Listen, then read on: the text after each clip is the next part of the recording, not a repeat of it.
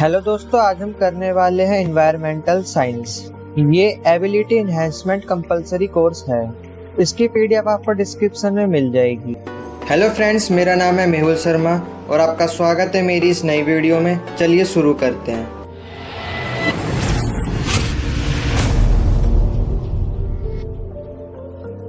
दोस्तों, आपका पहला लेसन है इंट्रोडक्शन टू एनवायरमेंटल स्टडीज। अब दोस्तों, जो इंपॉर्टेंट टर्म्स है और पॉइंट्स है मैं सिर्फ उन्हीं को समझाऊंगा। जो अननेसेसरी चीजें हैं उनको मैं नहीं समझाऊंगा, उसको स्किप करते हुए चलेंगे ताकि वीडियो ज्यादा लंबी और बोरिंग ना हो जाए। तो सबसे पहले हम इंट्रोडक्शन देखते हैं। अब देखिए, ये जो वर्ड है एनवायरमेंट, ये कहाँ से डिराइव हुआ है? एक फ्रेंच वर्ड से डिराइव हुआ है, एनवायरन से, जिसका मतलब है सराउंडिंग। अब इसका मतलब है एनीथिंग एंड एवरीथिंग, जो आपके आसपास के कोई भी चीज है जो आपको दिख रही है ना। आसमान दिख रहा है आपको, पेड़ दिख रहे हैं, आपके बेड दिख रहा है ना, आपको जमीन दिख रही है, आपको पेट्स दिख रहे हैं, जो भी आपके सराउंडिंग में जो भी आपको चीजें दिख रही हैं वो क्या है? आपका एनवायरमेंट। ऑल लिविंग बींग्स, यानी जितने भी लिविंग बींग्स है और जो बायोटिक है ना, जैसे कि माइक्रोब हो गए, प्लांट्स हो गए, एनिमल्स हो गए, और जो नॉन लिविंग थिंग्स भी होती है, जो अबायोटिक कंपोनेंट होते हैं, जैसे एयर हो गई, वाटर हो गई, सनलाइट हो गई, और भी कई सारी चीजें हो गई जो जो हमें क्या है नेचर में प्रेजेंट है। तो ये सब क्या है? एनवायरमेंट है। The environment protection act 1986। तो ये क्या है? ये एक्ट है जो डिफाइन करता है एनवायरमेंट को।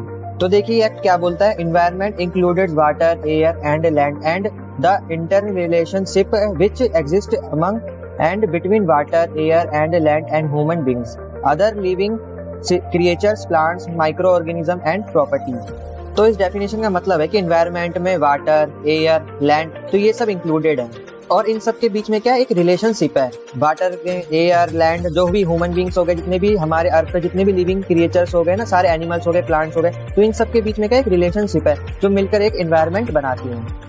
अब देखिए, जो बायोटिक होते हैं यानी जो लिविंग ऑर्गेनिज्म होते हैं और जो अबायोटिक होते हैं जिनमें लिविंग मतलब जिनमें जान नहीं होती, तो जो ऐसे कंपोनेंट होते हैं ये आपस में इंटरेक्शन करके एक इकोसिस्टम बनाते हैं जो लाइफ को सस्टेनेबल करते हैं हमारी प्लेनेट अर्थ पर। अब देखिए, हमारी जरूरत का हर सामान, छोटी से छोटी और बड़ी से बड़ी चीज, सब हमें एनवायरनमेंट से ही मिलती है। जैसे कि क्लीन एयर, वाटर, है ना, हमें फूड मिलता है, खाना मिलता है ना, फोडर, मेडिसिन, रॉ मटेरियल जितने भी हो गए ना, इंडस्ट्री के लिए जितने भी रॉ मटेरियल्स आते हैं, सब कहाँ से आते हैं? एनवायरनमेंट से ही आते हैं। टूरिज्म हो गया और भी कई सारी चीजें जो है, छोटी से छोटी और इंपॉर्टेंट चीजें सब आती है एनवायरनमेंट से। अब देखिए, ये वेल नोन फैक्ट है कि जो हम है, जो ह्यूमन है, ये ह्यूमन रेस में जो भी हमारे जो संसाधन है, हमारा जो एनवायरनमेंट है, उसको काफी ज्यादा डैमेज हो रहा है। हमारी जो धरती माता है उसका जो एनवायरनमेंट है वो काफी ज्यादा डैमेज हो रहा है। अब देखिए, लोग क्या पेड़ वगैरह काट रहे हैं, सारे मिनरल्स वगैरह, सारी हमारी धरती का क्या उपजाऊपन खत्म कर रहे हैं, और क्या है हमारी पॉपुलेशन भी जैसे बढ़ती जा रही है, हमारी जरूरतें भी बढ़ती जा रही है, तो जो हमारे एनवायरनमेंट है उसको हम काफी ज्यादा डैमेज कर रहे हैं। और डेवलपमेंट के नाम पे क्या है, हम अपने एनवायरनमेंट को काफी ज्यादा हार्म पहुंचा रहे हैं। तो ऐसे में हमारी रिस्पॉन्सिबिलिटी बनती है कि हम अपने एनवायरनमेंट को प्रोटेक्ट करें, है ना। जितना भी डिग्रेडेशन हो रहा है उसको हम रोके, और भी डिफॉरेस्टेशन को रोके, पोल्यूशन करने से रोके, हम अपने एनवायरनमेंट को अच्छे से प्रोटेक्ट करें और लोगों को अवेयर करें कि वो अपने एनवायरनमेंट को बचाने में सब अपनी अपनी तरफ से हेल्प करें। जितना हो सके एनवायरनमेंट को बचाने की कोशिश करें, पेड़ लगाएं ज्यादा से ज्यादा, है ना। Components of environment. अब देखिए, एनवायरनमेंट के कुछ कंपोनेंट होते हैं जिससे मिलकर एनवायरनमेंट बना होता है, जैसे लिथोस्फेयर, हाइड्रोस्फेयर, बायोस्फेयर। तो एक एक करके हम इनके बारे में अच्छे से जानेंगे। तो पहला कंपोनेंट है लिथोस्फेयर। अब देखिए, दो वर्ड से मिलकर बना है, एक लिथोस और एक स्फेयर। लिथोस एक ग्रीक वर्ड है जिसका मतलब होता है रॉक यानी पत्थर यानी चट्टान, और स्फेयर मतलब जो पूरा वातावरण है आसपास का। अब देखिए, जो हमारी अर्थ का जो स्ट्रक्चर है उसको तीन तरीके से क्लासिफाई करा गया है। देखिए, सबसे जो टॉप पर जो लेयर होती है उसको हम क्या बोलते हैं? Outer crust. फिर उसके जो नीचे आती है क्या है? वो मिडल में जो आती है उसको हम बोलते हैं मेंटल। और जो बीच में बिल्कुल जो कोर में होती है हम बोलते हैं उसको इनर कोर। जो यहाँ पे क्या पूरा जो हमारी अर्थ की पूरी गर्मी है वहीं पर होती है, वहाँ पे क्या लावा है। ये जो लिथोस्फेयर होता है ये हमारी आउटर मोस्ट लेयर होती है क्रस्ट की। मतलब जो हम देख सकते हैं, जो हम जमीन पे, जिस जमीन पे हम रह रहे हैं, वो पूरी जमीन किस में आती है? लिथोस्फेयर में आती है। जो लिथोस्फेयर है हमारे प्लेनेट के लैंडमार्क्स को रिप्रेजेंट करता है। अब देखिए, लैंड पे मौजूद जो भी चीजें हैं वो सब लिथोस्फेयर में आएंगी, जैसे रॉक्स, सॉइल, सेडिमेंट्स, जितने भी मिनरल्स हो गए, तो ये सब किस में आएंगे? लिथोस्फेयर में आएंगे। और देखिए, जितने भी जो जियोलॉजिकल स्ट्रक्चर है, जैसे कि माउंटेन्स हो गया ना, माउंट एवरेस्ट हो गया, प्लेट्यू हो गए, जितनी भी गहराई वाली जो डेप्थ होती है वो सब किस में आ जाएंगी? लिथोस्फेयर में आ जाएंगी। और जो सी बेड्स होते हैं ना, आप देखिए समुद्र में जो समुद्र है पूरा, जहां तक आपकी वो नजर आती है, ऊपर ऊपर का जो समुद्र है वो सब भी क्या लिथोस्फेयर में ही आएगा। अब देखिए, कंफ्यूज मत हो जाना, समुद्र की जो अंदर का है ना वो लिथोस्फेयर में नहीं आएगा। जो सरफेस है सिर्फ समुद्र की, सी लेवल जो आप सी बेड भी बोलते हैं ना, वो सिर्फ आएगा लिथोस्फेयर में, अंदर का नहीं आएगा। अंदर का आएगा हाइड्रोस्फेयर में। अब देखिए, इस डायग्राम में भी आप देख सकते हैं, आपको देखिए पहाड़ दिख रहा है और इसके आगे क्या है? आपको सी बेड दिख रहा है यानी समुद्र दिख रहा है। तो ये सब किस में आएगा? लिथोस्फेयर में ही आएगा, लेकिन अंदर का नहीं आएगा, अंदर का आएगा हाइड्रोस्फेयर में। अब देखिए बोल रहा है mount Everest is the highest point on the lithosphere. जो माउंट एवरेस्ट है वो सबसे ऊंचा पहाड़ है, तो वो लिथोस्फीयर का सबसे हाईएस्ट पॉइंट होगा। अब देखिए माउंट एवरेस्ट की हाइट कितनी है, 8848 किलोमीटर।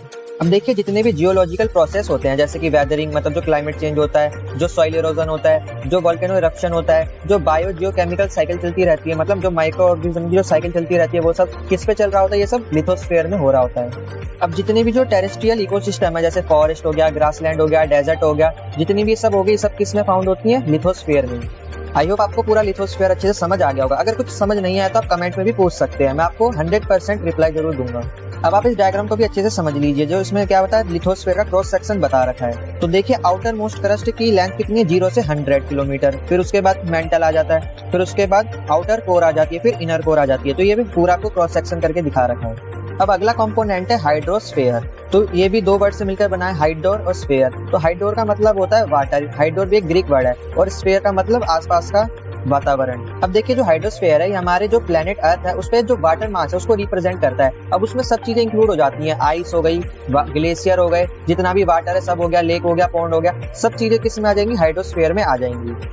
और देखिए इसमें तीनों फॉर्म इंक्लूडेड है, सॉलिड भी, लिक्विड भी और गैस भी। सॉलिड तो आपको पता ही चल गया, आइस हो गया, ग्लेशियर हो गया। लिक्विड मतलब जो वाटर बॉडीज हो गए, लेक, पॉन्ड्स, है ना, रिवर्स। और गैस फॉर्म भी इंक्लूड है, जैसे वाटर वेपर्स होते हैं ना हमारे एयर में, जो एटमॉस्फेयर में हमारे जो वाटर वेपर्स है वो भी हाइड्रोस्फीयर में इंक्लूडेड है। अब देखिए जो हाइड्रोस्फीयर है उसने हमारी अर्थ का 3/4 जो पार्ट है वो कवर कर रखा है।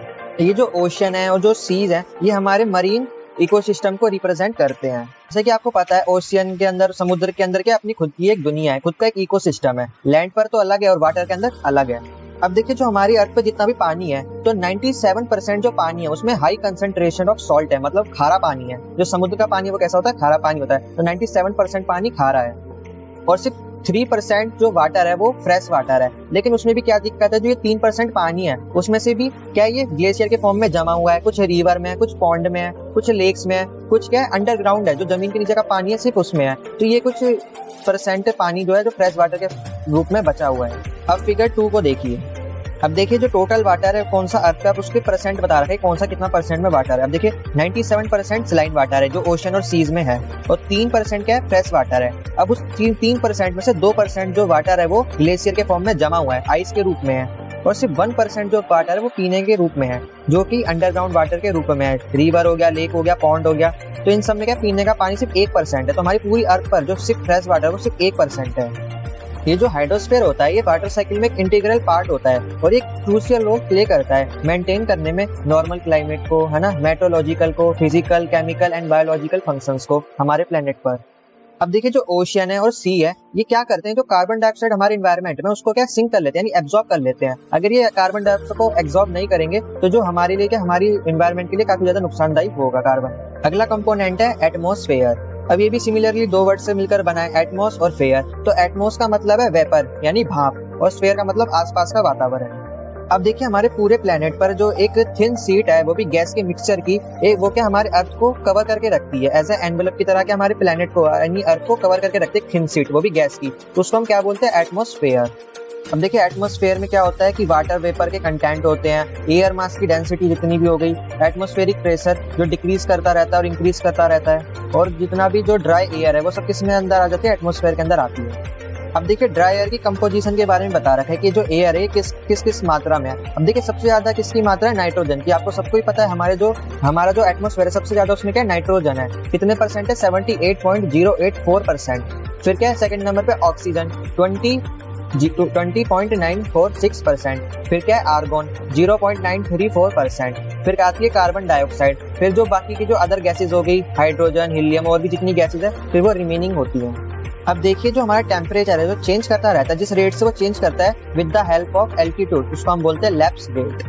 अब देखिए एटमॉस्फेयर के अंदर भी काफी सारी लेयर्स आती हैं। अब जैसे कि ट्रोपोस्फेयर, स्ट्रेटोस्फेयर, मेसोस्फेयर, थर्मोस्फेयर, ये सारी स्फीयर्स क्या है, लेयर्स हैं जो एटमॉस्फेयर के अंदर है। तो एक एक करके इनके बारे में भी हम जानेंगे। तो सबसे पहला है ट्रोपोस्फेयर।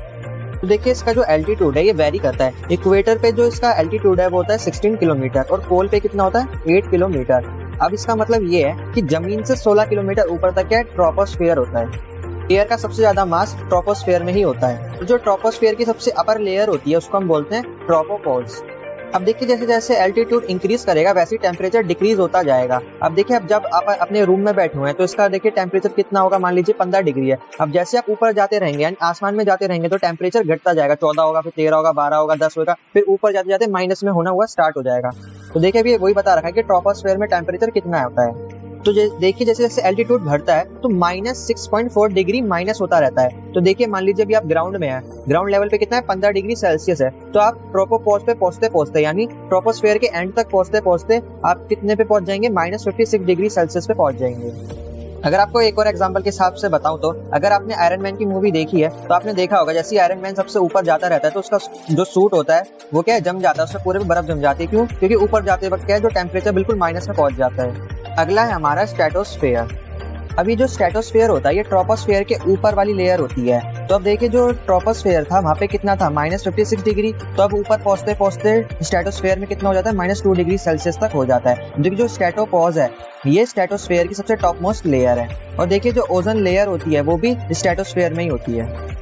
ये जो स्ट्रेटोपॉज है ना इसी को हम ओजोन लेयर भी बोलते हैं। ये जो स्ट्रेटोस्फेयर की टॉप मोस्ट लेयर है ना इसी को हम ओजोन लेयर बोलते हैं। ये क्या करती है, जो सूरज से जो सोलर रेडिएशन आती है ना उसको एब्जॉर्ब कर लेती है, जिसे हम यूवी रेज भी बोलते हैं। तो देखिए जो यूवी रेडिएशन है ना इसकी देखिए वेवलेंथ दे रखी है। तो इस वेवलेंथ की देखिए 280 नैनोमीटर टू 315 नैनोमीटर। तो ये जो नैनोमीटर की जो वेवलेंथ है ना मतलब इसको हम क्या बोलते हैं, यूवी रेडिएशन। तो ये इसको एब्जॉर्ब कर लेती है।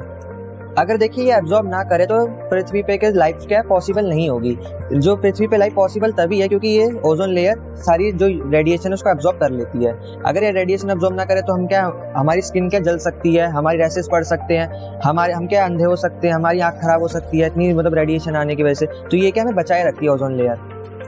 अब देखिए क्लोरोफ्लोरोकार्बन नाम का एक सब्सटेंस होता है यानी एक मॉलिक्यूल होता है जो हमारी जो ओजोन लेयर है उसको डिप्लेनिश कर रहा है। ये क्या करता है, ये जो इसमें क्या है, एक तो फ्लोरीन का एटम होता है, मतलब फ्लोरीन का एटम होता है और कार्बन का एटम होता है। तो जब भी ये ओजोन लेयर से मिलता है तो ये रिएक्शन करता है और उसमें से क्या करता है, ये कार्बन डाइऑक्साइड छोड़ता है। तो अगर ये पता है ओजोन लेयर भी खत्म कर रहा है और उल्टा कार्बन डाइऑक्साइड भी छोड़ रहा है, तो ये क्या हमारे लिए काफी ज्यादा नुकसानदायक है। और ये मोस्टली ये जो क्लोरोफ्लोरोकार्बन है ये फ्रिज जो हमारे रेफ्रिजरेटर होते हैं उसमें भरी जाती है वाली गैस, और ये फ्रिज से ही निकलती है ये गैस। और एसी हो गए है ना, जो भी ठंडी चीज होती है ना उसमें ज्यादा निकलती है ये, और ये हमारे एनवायरनमेंट के लिए काफी हार्मफुल भी है।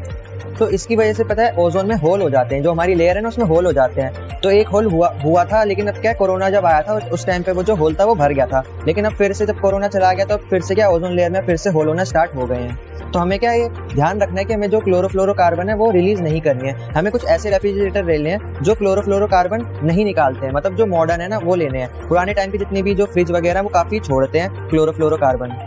अब स्ट्रेटोस्फेयर के ऊपर अगली लेयर कौन सी आती है, मेसोस्फेयर। अब देखिए इसका जो टेम्परेचर है वो भी अब ऊपर जाते वक्त गिरता है। तो अब देखिए -2 से कितना गिर जाता है, -96 डिग्री सेल्सियस तक ये इसका तापमान गिर जाता है।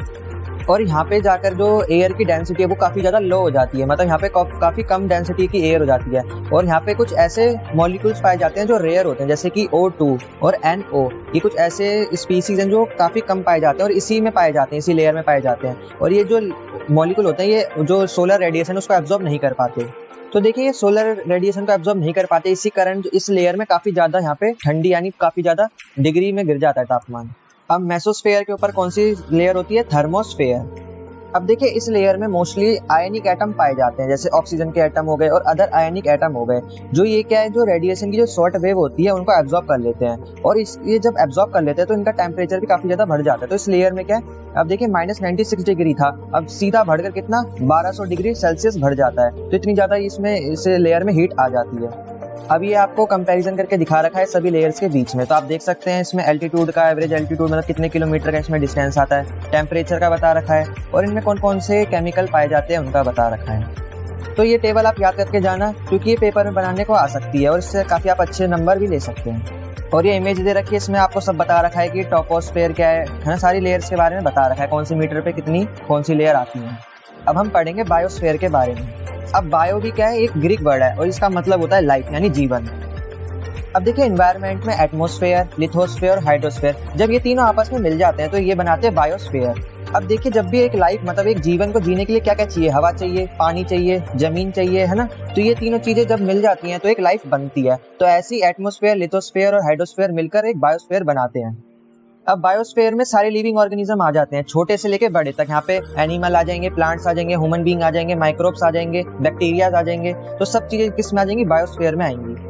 और देखिए बायोस्फीयर में बायोटिक कंपोनेंट और अबायोटिक कंपोनेंट का आपस में हेल्दी इंटरेक्शन होता है। जैसे कि हम ह्यूमन बीइंग से हम किस में आएंगे? बायोटिक में। एनिमल्स, पेड़ पौधे, ये सब किस में आएंगे? बायोटिक में। और नॉन अबायोटिक में क्या क्या आ जाएंगे? Air, water, sunlight, soil, rock. तो ये सब किस में आएंगे? अबायोटिक में। तो इनके बीच में क्या एक हेल्दी इंटरेक्शन रहता है। इसकी वजह से जो हमारी लाइफ है एक सस्टेनेबली एग्जिस्ट करती है। अब देखिए आपको डायग्राम में पूरा अर्थ का एनवायरमेंटल स्फीयर दिखा रखा है। अब देखिए पहाड़ से लेके ऊपर आसमान तक ये सब क्या? एटमॉस्फेयर। और देखिए जमीन से लेके पहाड़ तक किसी किस में आ जाएगा? बायोस्फीयर में आ जाएगा। अब जमीन से लेके नीचे तक किस में आ जाएगा? लिथोस्फीयर में आ जाएगा। और देखिए पहाड़ से लेके ऊपर तक ही मतलब जितना भी आपको दिख रहा है मतलब जो पानी का कंटेंट है ओशन से लेके एयर तक, तो ये सब किस में आ जाएगा? हाइड्रोस्फीयर में आ जाएगा। तो आज के लिए बस इतना ही। आई होप मैंने आपको जितना भी ये सब समझाया आपको अच्छे से समझ आ गया होगा। तो अगली वीडियो में आपके लिए जल्दी ही डालूंगा। जब तक के लिए आप चैनल को सब्सक्राइब कर लीजिए और वीडियो को लाइक कर दीजिए। मैं मिलता हूँ आपको इसकी नेक्स्ट वीडियो में। तब तक के लिए जय हिंद।